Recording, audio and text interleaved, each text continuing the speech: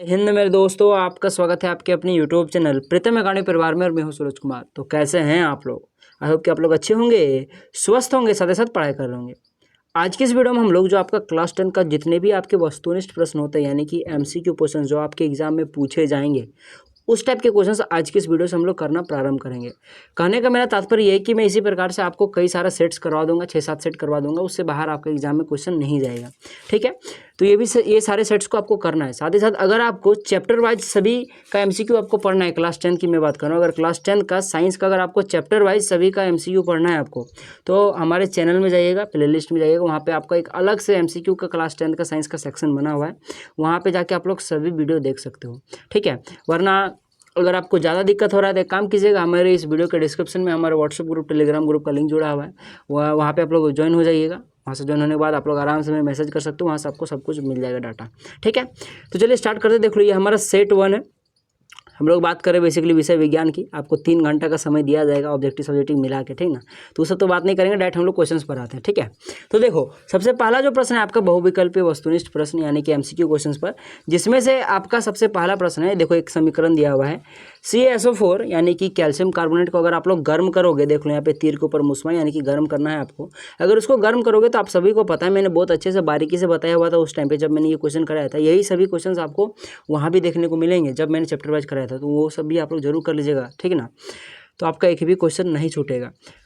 तो जब आप लोग कैल्शियम कार्बोनेट को गर्म करोगे तो आपके पास कैल्शियम ऑक्साइड बनता है और आपके पास कार्बन डाइऑक्साइड बनता है। कैल्शियम ऑक्साइड मतलब CaO और CO2, ठीक ना, बनता है आपके पास। ठीक है, तो ये किस प्रकार की अभिक्रिया है? देख लो, ये 2023 में पूछा गया प्रश्न है, झारखंड बोर्ड 2023 में पूछा गया प्रश्न है। समझ में आ रहा है ना आपको? चलिए, तो देख लो यहाँ पे क्या हो रहा है कि आपके पास अभिकारक एक है और ये 2 या 2 से अधिक उत्पाद में टूट जा रहा है। यानी कि जब आपका एक अभिकारक 2 या 2 से अधिक उत्पाद में टूट जाता है तो वो कौन सी अभिक्रिया कहलाती है? वियोजन अभिक्रिया। इसलिए दोनों ऑप्शन आपका करेक्ट हो जाएगा। ठीक है, और यहाँ पे देख लो 1 नंबर में संयोजन अभिक्रिया। संयोजन अभिक्रिया किसे बोलते हैं हम लोग? संयोजन अभिक्रिया कमेंट करके बताइए। जब आपके पास 2 या 2 से अधिक अभिकारक मिलकर एक एकल उत्पाद का निर्माण करते हैं तब आपका संयोजन अभिक्रिया कहता है। अच्छा, विस्थापन अभिक्रिया क्या होता है बता? विस्थापन अभिक्रिया क्या करता है? एक अधिक अभिक्रियाशील तत्व दूसरे कम अभिक्रियाशील तत्वों को उसके यौगिक से विस्थापित कर देता है, तो वो क्या कहलाता है? आपका विस्थापन अभिक्रिया कहलाता है। आप लोग जरूर जाके देखिएगा, ठीक ना। चैप्टर 1 का जो मैंने एमसीक्यू लिया था मैंने बहुत अच्छे से बताया हुआ है। ठीक है, चलिए 2 नंबर के प्रश्न पर आते हैं। देख लो, ये भी आपका 2023 का पूछा गया प्रश्न है। मैंने साइड में डेट भी मेंशन कर दिया। बेसिकली ये मैं जितना क्वेश्चन करा रहा हूँ ना, ये एक प्रकार का आपके पास PYQ है, प्रीवियस ईयर क्वेश्चन। सभी जितने भी क्वेश्चन मैं कराऊंगा सभी का सभी पूछा गया प्रश्न है। साथ ही साथ इसके बाद मैं कुछ आपको और एक्स्ट्रा क्वेश्चन भी कराऊंगा, ठीक है, जिसके बाद आपको एग्जाम में बाहर क्वेश्चन नहीं देखने को मिलेगा। ठीक है, दूसरा क्वेश्चन लिखा है कि जल के विद्युत अपघटन में कैथोड पर कौन सी गैस मुक्त होती है? कैथोड का मतलब positive charge, negative charge. Cathode का मतलब नेगेटिव चार्ज। और आपके पास पूछा है कि विद्युत अपघटन, विद्युत को मतलब जल में आप लोग उसमें विद्युत डालोगे तो उसे बुलाते हैं विद्युत अपघटनी, जल का विद्युत अपघटनी। ठीक है, तो जल में जब आप लोग इलेक्ट्रिसिटी फॉलो करते हो तो वो हाइड्रोजन और ऑक्सीजन में टूट जाता है। और आपको पता है कि ऑक्सीजन क्या होता है? नेगेटिव चार्ज का होता है, और हाइड्रोजन क्या होता है? पॉजिटिव चार्ज का। हम लोग उस टाइम पे भी बिहेव करता है, क्योंकि हाइड्रोजन जो होता है आप लोग पढ़ोगे ऊंचे क्लास में, वो पॉजिटिव और नेगेटिव दोनों कैरेक्टर शो करता है। पर इस टाइम पर, इस पर्टिकुलर केस में, जल वाले केस में, ये पॉजिटिव शो करता है। अब पॉजिटिव और नेगेटिव आपस में अट्रैक्ट करता है, और चूंकि आपका कैथोड नेगेटिव होता है तो ऐसे आप लोग याद कर सकते हो, मैं ट्रिक दे रहा हूँ, ठीक ना। कैथोड नेगेटिव होता है तो जाहिर सी बात है जो आपके पास हाइड्रोजन है जो पॉजिटिव है वो कैथोड के पास जाएगा, तब ना वो पॉजिटिव नेगेटिव अट्रैक्ट करेगा। समझ में आ रहा है ना? और ऑक्सीजन कहाँ मुक्त होती है? ऑक्सीजन आपके पास एनोड पर। तो जल के विद्युत अपघटन में जल के विद्युत अपघटन में क्या होता है? आपके पास जो आपका एनोड होता है उसमें आपका ऑक्सीजन गैस नहीं मुक्त होती है, और जो कैथोड होता है जिसमें आपके पास हाइड्रोजन गैस मुक्त होती है। याद रखिए बात, ये भी 2023 का पूछा गया प्रश्न था। फिर से आ गया 2023 का पूछा गया प्रश्न। उपचयन अपचयन अभिक्रिया का दूसरा नाम क्या है? भाई साहब, उपचयन अभिक्रिया का दूसरा नाम क्या है? एक में लिखा हुआ है संक्षारण, दूसरा में लिखा हुआ है विकृत गंधिता, तीसरा में रेडॉक्स, चौथा में इनमें से कोई नहीं। तो भाई साहब रेडॉक्स अभिक्रिया याद कीजिए, इसको हम लोग क्या बोलते हैं? उपचयन अपचयन अभिक्रिया भी बोलते हैं, ठीक है। ऑक्सीकरण अवकरण अभिक्रिया भी इसको बोला जाता है। याद रखिए बात, ये तीनों एक ही थिंग का नाम है, ठीक है। 4 नंबर का प्रश्न में देख लो, ये भी 2023 का पूछा गया प्रश्न। लिखा है कि नीला लिटमस पत्र किससे लाल हो जाता है? ठीक है, या फिर हो जाता है, मतलब सीधा सीधी बात है कि जब नीला लिटमस पत्र अगर लाल हो रहा है तो यानी उसमें क्या है? आपके पास एसिड है, अम्ल है, सीधा सीधी बात है। और अगर लाल लिटमस पत्र नीला हो रहा है यानी कि उसमें क्या हो जाएगा? उस टाइम पे क्षार हो जाएगा, ठीक है। और लवण में कोई चेंजेस नहीं होता लिटमस पत्र में, ठीक है।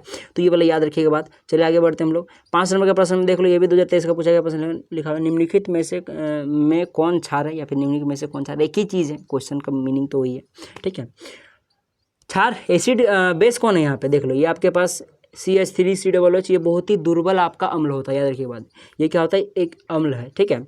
और इसका जनरल नाम क्या है आप लोग कमेंट करके जरूर बताइएगा, ठीक है। HNO3 ये भी आपके पास क्या होता है, ये भी आपका अम्ल होता है, ठीक है। NaCl ये तो लवण हो जाएगा, पर पूछा क्या क्षार, बचा एक ही ऑप्शन जो कि 4 नंबर का लिखा हुआ है NaOH। जाहिर सी बात है, देख लो लास्ट में आपके पास OH है, तो जो OH माइनस आपको जल में देता है वही तो क्षार कहलाता है, आपके पास क्षार कहलाता है, सीधा सीधी बात है। तो चलिए 4 नंबर आपका करेक्ट हो जाएगा।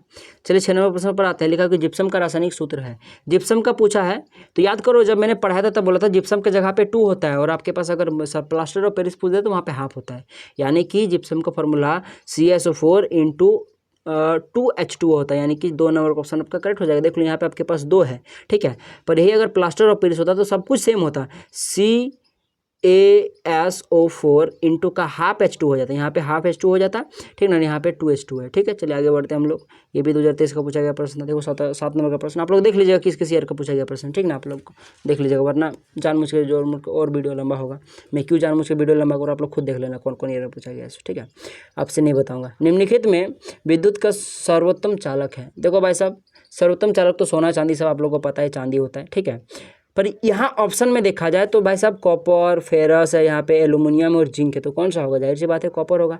इन चारों में से सबसे अधिक कॉपर करता है, ठीक है। चलिए आगे बढ़ते हैं हम लोग। गंधक एक, या फिर बोलो गंधक क्या है, गंधक हम लोग किसको बोलते हैं, गंधक हम लोग सल्फर को बोलते हैं, एस को बोलते हैं, याद रखिए बात। एक क्या है, वो तत्व है, पर यहाँ ऑप्शन में तो तत्व लिखा नहीं है, तो भाई साहब सल्फर जो होता है वो एक अधातु होता है, इसलिए आपके पास दोनों ऑप्शन आपका करेक्ट हो जाएगा। उन्होंने लिखा है कि सीसा और टीन की मिश्र धातु को कहते हैं, सीसा और टीन की मिश्र धातु को हम लोग सोल्डर बोलते हैं, क्या बोलते हैं, सोल्डर बोलते हैं, ठीक है। जिसमें सीसा आपके पास 67% होता है, टीन आपके पास 33% होता है। चलिए आगे बढ़ते हैं हम लोग। देखो आपके पास फॉर्मूला लिखा हुआ है CnH2n+2 किसका सामान्य सूत्र है, तो भाई साहब ये अल्केन का होता है, ठीक है, तो 1 नंबर सुना करेक्ट हो जाएगा। अल्किन का क्या होता है, बस सेम रहेगा, CnH2n खाली रहेगा, और अल्काइन का बस इसमें सेम ही होगा, CnH2n, यहाँ तक तो सेम होगा, बस यहाँ पे -2 लग जाएगा, ठीक है।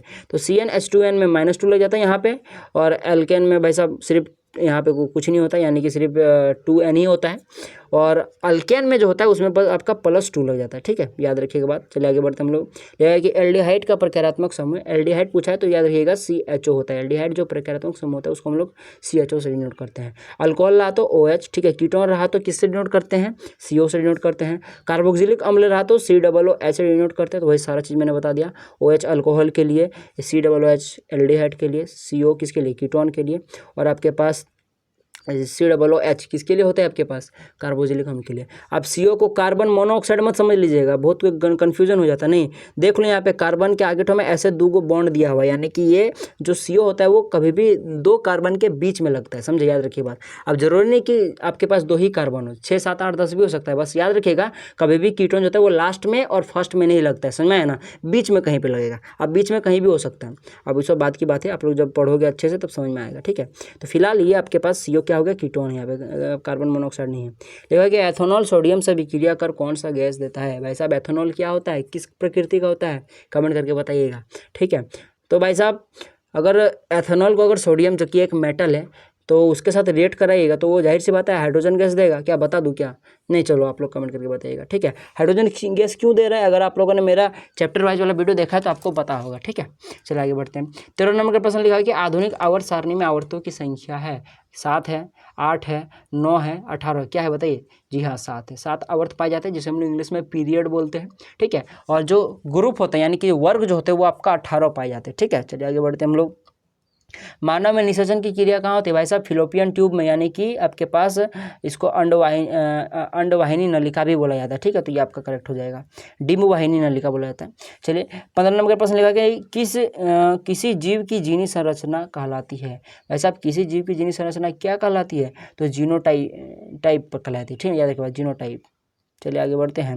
लिखा हुआ है कि एक स्त्री में कौन सा लिंग गुणसूत्र मिलते हैं, यानी किसी स्त्री में कौन सा लिंग गुणसूत्र होता है, तो स्त्री में आपके पास XY होता है और पुरुष में XX होता है, ठीक है, तो इसलिए आपके पास दोनों ऑप्शन काटा जाएगा। अब बच्चे का लिंग निर्धारण के लेकर आपका प्रश्न आता है, मैंने आपको मैंने मॉडल पेपर जो आपको कराया था, इंपॉर्टेंट मॉडल पेपर जो कराया था मैंने, सब्जेक्टिव वायरल क्वेश्चन, जिससे शायद सेट 1 या सेट 2 मैंने 2 सेट कराया हुआ है, आगे भी मैं कराऊंगा, तो सेट 1 या फिर सेट 2 में मैंने ये क्वेश्चन कराया था, आप लोग जरूर जाकर देखिएगा, वो सब जरूर देखिएगा अगर आपको नंबर लाना अच्छा से तो, ठीक है। और सर मैथ का तो चलिए चल ही रहा है। मैथ का मैंने आपको समझ लो कि एक सेट मैंने करा दिया, ऐसे समझ लो आप लोग। सेट तो नहीं, मैं बोल सकता हूँ 5 नंबरिया मैंने कवर कराना शुरू कर दिया, जिसमें से मैंने एक वीडियो ले लिया है बस, और 2 वीडियो लूँगा, 5 नंबरिया खत्म हो जाएगा, 3 नंबरिया को भी मैं खत्म कर दूँगा। और उससे पहले यार आप लोग सब्सक्राइब नहीं करते, ये गलत बात है। सब्सक्राइब करो, चैनल को सब्सक्राइब करो, तब ना हमें मोटिवेशन मिलेगा। जल्दी से हमारी फैमिली को 6000 का कर दो, ठीक है। चलिए आगे बढ़ते हैं हम लोग। पवन चक्की के उपयोगी लिखा कि पवन चक्की से उपयोगी ऊर्जा प्राप्त करने के लिए पवन का न्यूनतम वेग होना चाहिए। यानी पवन चक्की से हमें ऊर्जा बनाने के लिए, इलेक्ट्रिसिटी बनाने के लिए पवन का वेग न्यूनतम कितना होना चाहिए? तो 15 किलोमीटर याद 15 किलोमीटर पर आवर, ठीक है, इतना याद होना चाहिए, इतना होना चाहिए, ठीक है, कम से कम। चलिए आगे बढ़ते हैं। लिखा हुआ 98 प्रश्न कि जल विद्युत संयंत्र किस ऊर्जा को विद्युत ऊर्जा में रूपांतरित करता है? तो जल विद्युत संयंत्र जो होता है वो आपका स्थितिज ऊर्जा को क्या करता है? आपका विद्युत ऊर्जा में कन्वर्ट करता है। कैसे? क्योंकि देखो जल विद्युत संयंत्र कहाँ बनाया जाता है? डैम में बनाया जाता है, और डैम में पानी ठहरा हुआ होता है, यानी कि उसमें स्थितिज ऊर्जा होता है, उसको टरबाइन में गिराया जाता है, तब जाके वो स्थितिज ऊर्जा क्या होती है कि विद्युत ऊर्जा में कन्वर्ट होती है। 4 ऑप्शन आपका करेक्ट हो जाएगा। चलिए आगे बढ़ते हैं। 19 नंबर प्रश्न हुआ है कि बाघ उपभोक्ता है। ये बहुत ही इंपॉर्टेंट प्रश्न है और आप लोग कमेंट करके जरूर बताइएगा, ठीक है। बाघ आखिर किस स्तर का उपभोक्ता है? प्रथम स्तर, द्वितीय स्तर, तृतीय स्तर, ठीक है, कमेंट करके जरूर बताइएगा। अब ये बहुत ही कंफ्यूजिंग क्वेश्चन आ जाता है। चिपको आंदोलन कब प्रारंभ किया गया था? मेरे हिसाब से तो 1973 होना चाहिए, पर बहुत जगह पे देखा मैंने कि 1972 लिखा है, बहुत जगह पे देखा 1970 तक लिख दिया है। अब आप लोग ये लोग कमेंट करके मुझे बता दीजिएगा भाई, ठीक है। चलिए आगे बढ़ते, लिखा कि जैव आवर्धन करने वाला रसायन है। तो जैव आवर्धन जो करता है वो DDT करता है, ठीक है। इसका फुल फॉर्म आप लोग कमेंट करके जरूर बताइएगा। फिर सब चिपको आंदोलन वाला क्वेश्चन आ गया, चलो इसको स्किप करते हैं, 1-2 बार हो जाता है डबल टाइप, कोई दिक्कत नहीं। विभवांतर कैसा मात्रक है? विभवांतर कैसा मात्रक? वोल्ट होता है, विभव का भी वोल्ट होता है, ठीक है। अच्छा, या कि विद्युत परिपथ में धारा की माप के लिए किसका उपयोग किया जाता है? तो विद्युत परिपथ में धारा की माप के लिए किसका उपयोग करते हैं? वोल्टमीटर का, गैल्वेनोमीटर का, अमीटर का, या इनमें से कोई नहीं? भाई साहब हम लोग धारा मापने के लिए अमीटर का उपयोग करते हैं, ठीक है। और विद्युत धारा कैसा है मात्रक? एम्पियर होता है, याद रखिएगा बात, ठीक है। चलिए आगे बढ़ते हैं। और इसी प्रकार से ये प्रश्न ऐसा भी आ सकता था कि बताइए विद्युत परिपथ में विभवांतर को मापने के लिए किसका उपयोग किया था? तो विभवांतर के लिए वोल्ट मीटर, ठीक है। और गैल्वेनोमीटर क्या करता है? वही भाई साहब, इसमें कम से कम भी वोल्टेज है ना, तो उससे पता कर लिया जाता है, ठीक है। पर बाकी बाद में बात करेंगे, सब छोड़ो अभी, ठीक है। देखो 25 नंबर प्रश्न लिखा है कि किसी बल्ब में 1 मिनट में 120 कूलम का आवेश प्रवाहित होता है, तो प्रवाहित धारा का मान होगा। तो आपको पता है फॉर्मूला होता है I बराबर में Q/T, ठीक ना। आपको पता होगा I बराबर में Q/T। क्यों क्या है? यहाँ पे आवेश है, यहाँ पे T क्या आपके पास समय है, और I क्या यहाँ पे आपके पास धारा है। बस फॉर्मूला रख दो। Q का वैल्यू आपके पास क्या दिया हुआ है? 120 दिया हुआ है, तो 120 का 120 हो गया, क्योंकि Q का जो ऐसा मात्रक होता है वो कूलम होता है, और यहाँ पे कूलम में क्वेश्चन में दिया हुआ 120 कूलम, तो जैसा का तैसा लिख दो। पर जो T यहाँ पे होता है वो सेकंड में होता है, जो कि आपको यहाँ क्वेश्चन में मिनट में दिया हुआ है, तो इसको सेकंड में चेंज करना पड़ेगा। तो 1 मिनट में 60 सेकंड होता है, यानी कि यहाँ पे 60 से भागा दे दो डायरेक्ट, ठीक है। तो यहाँ पे देख सकते हो 60 दूना 120 होता है, यानी कि 2 एम्पियर आपका निकल कर आ जाए, क्योंकि आई का जो ऐसा मतलब होता है वो एम्पियर होता है, इसलिए जो आंसर होगा वो आपके पास 2 एम्पियर हो जाएगा। दोनों ऑप्शन का करेक्ट हो जाएगा, ठीक है। 26 नंबर का प्रश्न लिखा है कि 1 यूनिट विद्युत ऊर्जा का मान है। 1 यूनिट विद्युत ऊर्जा में होता है 1 किलोवाट आवर होता है, याद रखिएगा बात, ठीक है। और 1 किलोवाट आवर में होता है 3.6 इंटू 10 का पावर में 6 जूल, याद रखिएगा बात। या फिर 1 यूनिट में 3.6 इंटू 10 का पावर में 6 जूल होता है। चलिए 27वां प्रश्न लिखा, किस दर्पण में वास्तविक फोकस होता है? तो किस दर्पण में वास्तविक फोकस होता है? जाहिर सी बात है जो आपका अवतल दर्पण होता है उसमें वास्तविक फोकस होता है। क्यों? क्योंकि इसमें जो फोकस होता है वो ऋणात्मक होता है। वास्तविक होने का मतलब ये है कि किसमें फोकस ऋणात्मक है, ठीक है। चलिए आगे बढ़ते हैं हम लोग।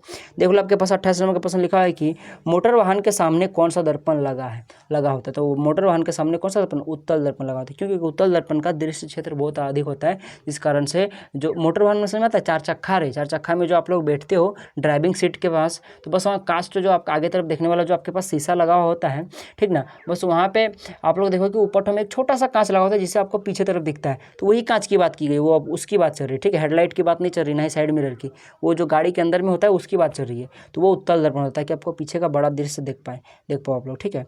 29 नंबर का प्रश्न लिखा है कि यदि एक लेंस की क्षमता -2D है, इसकी फोकस दूरी क्या है? तो फॉर्मूला होता है फोकस दूरी निकालना है, लेंस की क्षमता दिया हुआ है, तो फॉर्मूला होता है लेंस की क्षमता P बराबर में 1/f, जहाँ P जो होता है वो उसका ऐसा मतलब डायप्टर होता है, यानी कि यहाँ पे जो फॉर्मूला में P है वो डायप्टर में होगा और जो F है यहाँ पे मीटर में होगा, ठीक है। तो देख लो आपके पास पी का वैल्यू दिया हुआ है, एफ का वैल्यू निकालना। तो इसको आपको यहाँ से क्या कर सकते हो आप लोग, ऐसे क्रॉस मल्टीप्लिकेशन कराओगे तो फॉर्मूला बन जाएगा एफ बराबर में 1/p बन जाएगा। बस फॉर्मूला में पार्ट मान पुट कर दो तो 1 का 1, पी का वैल्यू जो कि आपके पास -2d दिया हुआ है, तो यानी कि -2 दिया हुआ है, तो 1 में -2 क्या हो जाएगा, -0.5 आ जाएगा। अब -0.5 जो निकल कर आई ये एफ का मान निकला, चूँकि फॉर्मूला में एफ का मान मीटर में होता है, जिस कारण से जो आपका आंसर निकल कर आएगा वो -0.5 मीटर निकल कर आएगा। पर क्वेश्चन में कहीं मीटर में नहीं दिया हुआ है, अगर मीटर में दिया होता तो इसको टिक कर देते हैं, पर आपको क्वेश्चन में या फिर वाला ऑप्शन में सेंटीमीटर दिया है, जिसको सेंटीमीटर चेंज करो, बस इसको 100 से गुना कर दो। ठीक है, 100 से गुना कर दोगे तो 2 पॉइंट उधर घसक जाएगा, यानी कि -50 सेंटीमीटर निकल कर आ गया। 3 नंबर ऑप्शन आपका करेक्ट हो जाएगा। चलिए आगे बढ़ते हैं। 30 नंबर का प्रश्न है, 1 मिनट रुकिए, थोड़ा सा आगे चला गया, कहाँ गया जी, यही सब में लेट होता है।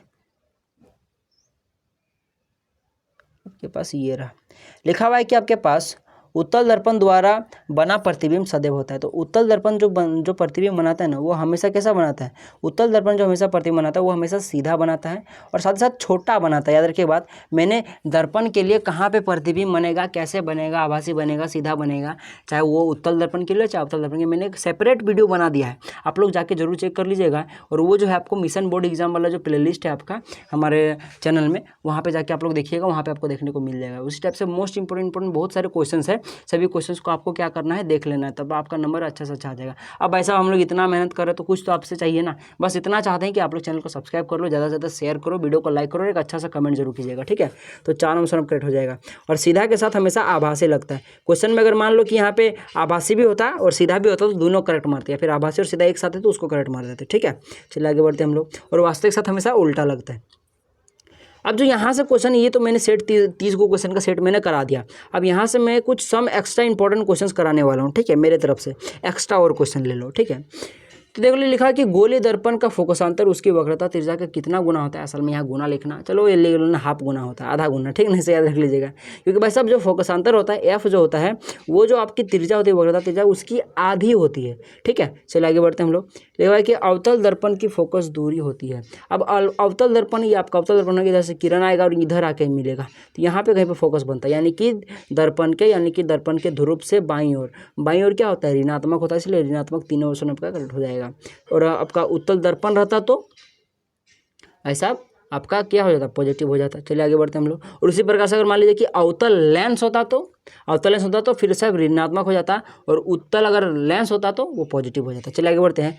हजामती दर्पणों के रूप में किस दर्पण का उपयोग होता है। भाई साहब लड़की हो आप लोग तो क्या कर सकते हैं अब हम लोग, क्योंकि आप लोग का तो हजामत होता नहीं है, मतलब दाढ़ी। ठीक है, तो दाढ़ी बनाने के लिए हम लोग किस दर्पण का उपयोग करते हैं, हम लोग अवतल दर्पण का उपयोग करते हैं। ठीक है, देख लो 2022 का पूछा गया प्रश्न था। चलिए आगे बढ़ते हैं। ऐसे समतल दर्पण का हम लोग घर में उपयोग करते हैं, पर जनरली जो करना चाहिए हमें वो किसका होता है, उत्तल दर्पण का, अवतल दर्पण का। तो जिसको करना चाहिए हम लोग उसी का उपयोग करेंगे। ठीक है, चलिए आगे बढ़ते हैं। यहाँ पे 4 नंबर क्वेश्चन लिखा है कि गोलीय लेंस मुख्यतः कितने प्रकार होते हैं। तो गोलीय लेंस मुख्यतः 2 प्रकार के होते हैं ना, 3 प्रकार के होते हैं, कमेंट करके जरूर बताइएगा। ठीक है, और क्या क्या कमेंट करके जरूर बताइएगा।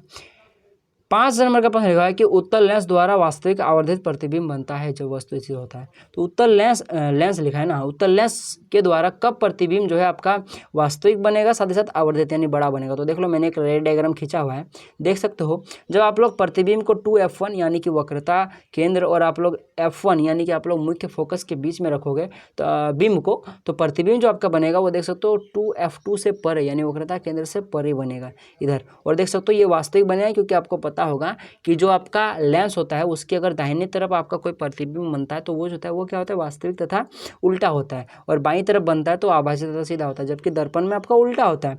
दर्पण में अगर आपका जो प्रतिबिंब है वो आपका अगर दाहिनी तरफ बन रहा है तो आभासी तथा सीधा होता है, और अगर बाईं तरफ बन रहा है तो आपका वास्तविक तथा उल्टा होता है। मैंने बताया हुआ था जब मैंने आपको सभी रे डायग्राम कराया था, मैंने एक अलग से उसका सेपरेट वीडियो लिया, फेस वाला वीडियो। ठीक है, जरूर देख लीजिएगा, करीबन 58 मिनट का करीबन वीडियो है, तो उतना अच्छा एक्सप्लेन कोई नहीं करता, इसी कारण से उतना वीडियो बना हुआ है। ऐसा तो है नहीं कि मैंने 58 मिनट पूरा बकौती किया हुआ है, ऐसा नहीं ना होता है, मैंने बहुत अच्छे से सब कुछ बताया हुआ है। ठीक है, इस कारण से थोड़ा वीडियो लंबा ही बना हुआ है। तो देख सकते हो साथ ही साथ ये जो आपके पास बिंब है वो इतना छोटा है, लेकिन प्रतिबिंब इतना बड़ा है, तो प्रतिबिंब का साइज बड़ा भी है और साथ साथ आभासी तथा वास्तविक तथा उल्टा भी है। ठीक है, तो ये हो गया आपके पास। जब आप लोग बिंब को कहाँ रखोगे, आपके पास f और f2 के बीच में, या फिर 2f के बीच में, ठीक है, f2 नहीं, f और 2 F के बीच में। चलिए आगे बढ़ते हैं, इसको ऐसे भी लिख सकते हैं F1 और 2F1 के बीच में। 6 नंबर के प्रश्न में लिखा हुआ है कि जब प्रकाश की किरण हवा से कांच की ओर जाती है तो वह मुड़ जाती है। भाई साहब, प्रकाश की किरण जो है ना, अगर वो सघन माध्यम से विरल माध्यम में जाती है, सघन मतलब डेंस, भरा हुआ माध्यम से अगर विरल माध्यम में जाती है तो अभिलंब से दूर भागती है। और अगर ये उल्टा कर दिया जाए, अगर मान लो प्रकाश की किरण अगर आपका विरल माध्यम से सघन माध्यम में जाती है तो क्या होता है कि अभिलंब की ओर मुड़ती है। तो यहाँ क्या लिखा है कि प्रकाश की किरण कांच से हवा से कांच में जाती है, यानी हवा क्या आपके पास विरल माध्यम है कांच के मुताबिक, क्योंकि कांच क्या ज़्यादा डेंस है, तो कांच क्या हो गया, सघन माध्यम हो गया। तो अगर विरल माध्यम से सघन माध्यम में प्रकाश जाएगी तो अभिलंब की ओर मुड़ेगी, तो इसीलिए आपके पास अभिलंब की ओर, यानी कि 3 ऑप्शन आपका कट हो जाएगा। चलिए आगे बढ़ते हैं हम लोग। ये 22 का पूछा गया प्रश्न था, यह कि लेंस की क्षमता कैसा मतलब डायोप्टर होता है, थोड़ा देर पहले बताया था, और इसको हम लोग बड़ा पी से नोट करते हो, डायोप्टर को बड़ा डी से। चलिए आगे बढ़ते हैं, 8 नंबर के प्रश्न में आते हैं। ठीक है, किसी दर्पण से चाहे आप कितनी ही दूरी पर खड़े हो, आपका प्रतिबिंब सदैव सीधा प्रतीत होता है। तो भाई साहब याद रखिएगा, आप लोग चाहे उत्तल दर्पण ले लो या समतल दर्पण ले लो, ये आप लोग उससे कितनों भी दूरी चल जाओ, ठीक, वो हमेशा प्रतिबिंब क्या बनाएगा आपके पास सीधा बनाएगा और बनाएगा। ठीक है, याद रखिएगा, आपके साथ सीधा ही बनाएगा हमेशा। अब ये क्वेश्चन आपको कैसे पूछा जा सकता था कि एक ऐसे दर्पण का नाम बताइए जो आपका प्रतिबिंब सदैव सीधा और आपके बराबर साइज का बनाता है, तब आप लोग सिर्फ समतल दर्पण मारते, ठीक है। पर यहाँ पे ये नहीं बोला है कि सीधा बनाता है कि बड़ा बनाता है कि छोटा बनाता है, तो बस इतना पूछा है कि सीधा बनाता है। तो सीधा आपका उत्तल दर्पण भी बनाता है और आपका समतल दर्पण बनाने, इसलिए आपके पास समतल दर्पण हो जाएगा, क्योंकि जो उत्तल दर्पण बनाता है ना वो सीधा बनाता है और छोटा बनाता है, याद रखिएगा बात। चलिए आगे बढ़ते हैं। ये 9 नंबर प्रश्न पर आता है, लिखा कि प्रिज्म द्वारा प्रकाश की कौन सी घटना घटती है। तो प्रिज्म द्वारा वर्ण विक्षेपण होता है, जिसका समय इंद्रधनुष 7 रंग दिखाई पड़ता है। चलिए आगे बढ़ते हैं हम लोग। लिखा है 10वां प्रश्न का, जरा दृष्टि दोष किस प्रकार के लेंस द्वारा दूर किया जाता है। जरा दृष्टि दोष हम लोग द्विफोक्सी लेंस के द्वारा दूर करते हैं, और निकट दृष्टि दोष और दूर दृष्टि दोष, इसको भी याद रखिए, कमेंट करके जरूर बताइएगा। चलिए आगे बढ़ते हैं हम लोग 11 नंबर के प्रश्न पर, खतरे का निशान किस रंग का बना होता है। तो खतरे का निशान जनरली हम लोग लाल रंग का बनाते हैं, क्योंकि ये फैलता बहुत कम है, ठीक है। अच्छा, आप लोग जिस भी क्वेश्चन का आंसर दोगे ना, उसका एक बार क्वेश्चन का जो नंबर है उसको जरूर लिख दीजिएगा, ठीक है। चलिए हम लोग 12 नंबर के प्रश्न पर आते हैं। लिखा है कि विद्युत धारा प्राप्त करने की युक्ति को कहते हैं। तो विद्युत धारा प्राप्त करने की युक्ति को हम लोग विद्युत जनित्र बोलते हैं, इसलिए 1 नंबर प्रश्न कट हो जाएगा जनित्र, विद्युत जनरेटर भी बोला जा सकता है। चलिए 13 नंबर के प्रश्न पर आते हैं, जो कि आज के इस वीडियो का हमारा लास्ट और अंतिम प्रश्न है। लघुपतन के समय परिपथ में विद्युत धारा का माप हो जाता है। तो लघुपतन समय जो परिपथ है उसमें विद्युत धारा का मान बढ़ जाता है, बहुत ज़्यादा बढ़ जाता है, इसलिए आपके पास 1 नंबर कट हो जाएगा, क्योंकि इसका जो प्रतिरोध होता है वो प्रतिरोध होता है वो घट जाता है, ठीक है। चलिए आगे बढ़ते हैं हम लोग। आगे क्या बढ़ेंगे, ये हमारा कंप्लीट हो जाता है, ठीक है। तो इस प्रकार से आप लोग सारे क्वेश्चंस को आप लोग, आई होप कि आप लोगों ने अच्छे से समझ लिया होगा, और नहीं समझो तो आपके पास एक ही ऑप्शन है, वैसा रट लो, ठीक है। अब आपके पास कोई ऑप्शन नहीं, अगर पूरे साल अगर आप लोग पढ़े हो तो आपको समझ में आ रहा होगा, ठीक है। तो हम लोग मिलेंगे अगले वीडियो में, तब तक के लिए जय हिंद, जय भारत, और आपका दिन शुभ हो।